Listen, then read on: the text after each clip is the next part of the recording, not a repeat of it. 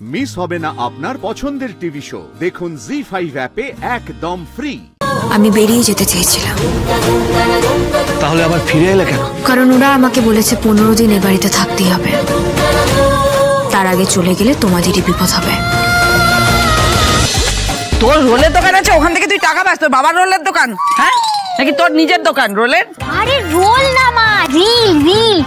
তোমাকে আমি পরে শিখিয়ে দেবো বাবা। উফ মা, ওই মোবাইলে ভিডিও বানিয়ে ছাড়ে না, ওটাই। ও মোবাইলে ভিডিও বানিয়ে ছেড়ে দিলে তখন তার থেকে টাকা আসে? হ্যাঁ আরে হ্যাঁ মা, এই সোশ্যাল মিডিয়াতে না ভিডিও ছাড়লে হাজার হাজার লোকে দেখে, তো তাই ওখান থেকে টাকা আসে, বুঝলে? তোমাকেও আমি একটা চ্যানেল খুলে দেবো, তুমিও টাকা কামাবে।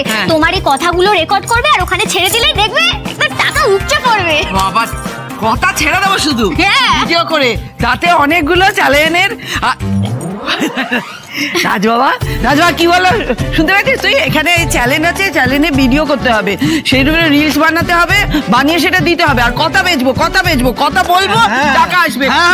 বাবা নিশ্চয়ই মা, আমি অনেকদিন আগেই হয়েছিলাম যে তোমার জন্য একটা চ্যানেল বানিয়ে দেবো, কিন্তু তোমার কথাবার্তা শুনলে লোকজন তোমার বিরুদ্ধে কেস করে দেবে মা, সেই জন্য আর করলাম না। আরে বাবা, রং এসছে বাড়িতে, দোল খেলা হবে।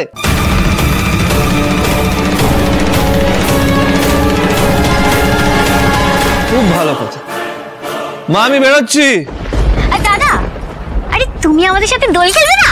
আরে কেন খেলবো না, নিশ্চয়ই খেলবো, তোর আয়োজন কর। হ্যাঁ এসব আয়োজনের কোনো দরকার নেই। তুই কোন দোকান থেকে ওইসব কিনেছিস হাবিজাবি জিনিস আমাকে বল, আমি গিয়ে ওগুলো ফেরত দিয়ে আসি, দিয়ে টাকাটা নিয়ে আসি। মা, আমার মনে হয় লাভলির যেহেতু এ বাড়িতে প্রথম বছর দোল, তাই ও যখন চাইছে ওকে বাধা না দেওয়াই ভালো।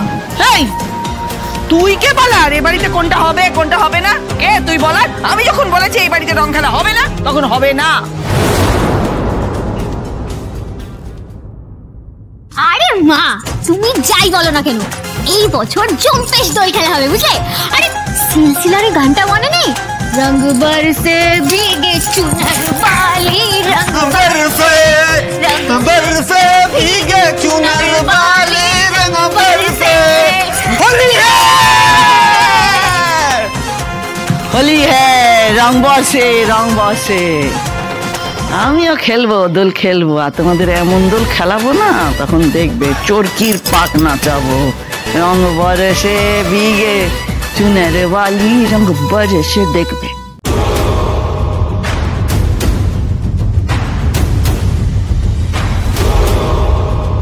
হ্যালো লক্ষ্মী, বলুন, ওকে বিদায় করেছেন?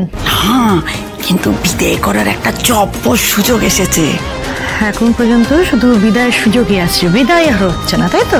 হবে, একটা দারুণ সুযোগ এসেছে, একটা ভালো খবর আছে, সেটা শোনো। কি খবর? শুনুন, ওকে তাড়ানোর জন্য কিন্তু আমি সবকিছু করতে পারি, সবকিছু। তাহলে শোনো মা লক্ষ্মী, কালকে দোল পূর্ণিমা দিন তুমি এ বাড়িতে আসবে, এসে নিজের হাতে ওই অলক্ষ্মীকে বাড়ি থেকে বের করে দেবে। কিন্তু কি করে এটা সম্ভব? আরে হবে, সব সম্ভব হবে। এখন তো রাজ কিছু বলবে না, কালকে দোলের দিন এমন কিছু একটা প্ল্যান করতে হবে যাতে ওই মেয়ে একদম নিচে থেকে বেরিয়ে যায়। বাহ, এই সুযোগটা তো হাতছাড়া করা যাবে না। তাহলে যেটা বলছি শোনো, সব শ্রী কোথায় তুমি? এখানে এসো। বাবা কি হয়েছে আমাকে বল, আমি ওর মজা দেখাচ্ছি, তুই আমাকে বল। মা দাঁড়াও, আমার স্ত্রীর সাথে কথা আছে। শ্রী কোথায় তুমি? এক্ষুনি এসো। কি হয়েছে? তুমি কি এনজিও অফিসে গেছিলে? কেন বলো তো? কে বললো তোমাকে? সেটা বড় কথা নয়, গেছিলে কিনা সেটা বলো। তার আগে আমি তোমার থেকে জানতে চাই, তুমি কি লোক লাগিয়েছো?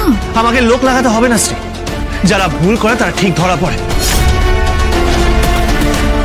এবার বলো, তুমি এনজিও অফিসে গিয়েছিলে কি যাওনি? কি হলো, চুপ করে আছো কেন, বলো। হ্যাঁ, আমি গেছিলাম ওদের অফিসে।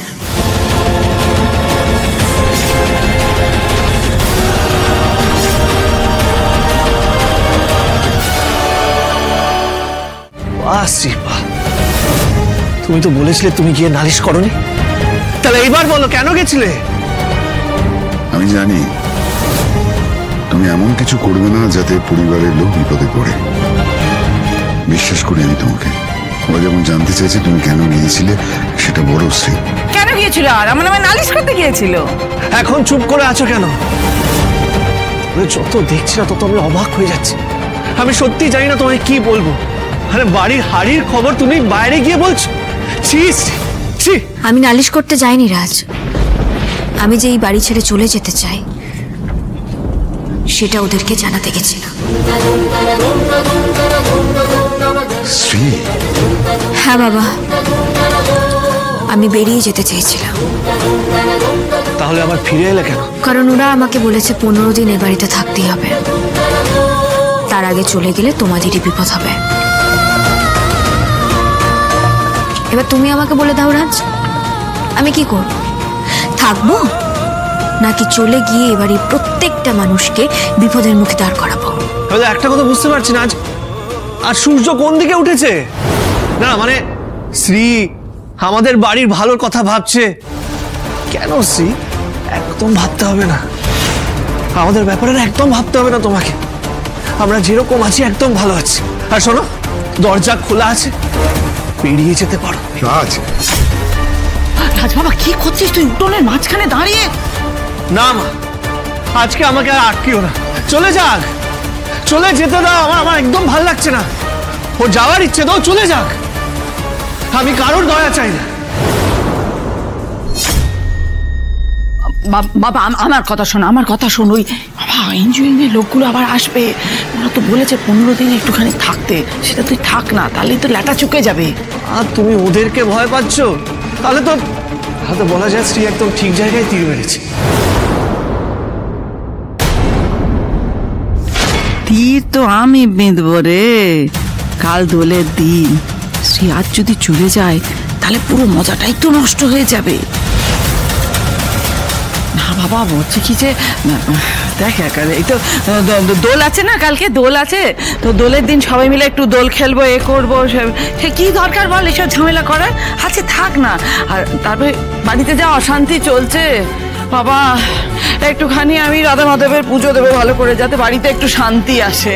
ব্যাপারটা কি হলো হঠাৎ? মায়ের গলায় অন্য সুর কেন? বাবা তুই কিন্তু কথা দিয়েছিস আমাদের সবার সঙ্গে তুই দোল খেলবি। যা ঠিক লাগে তোমরা করো।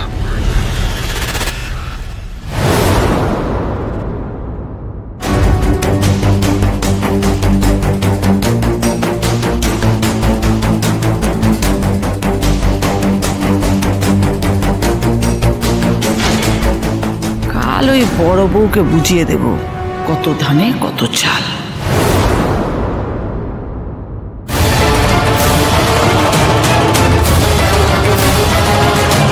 কেমন একটা পোড়া পোড়া গন্ধ পাচ্ছি তো আমি।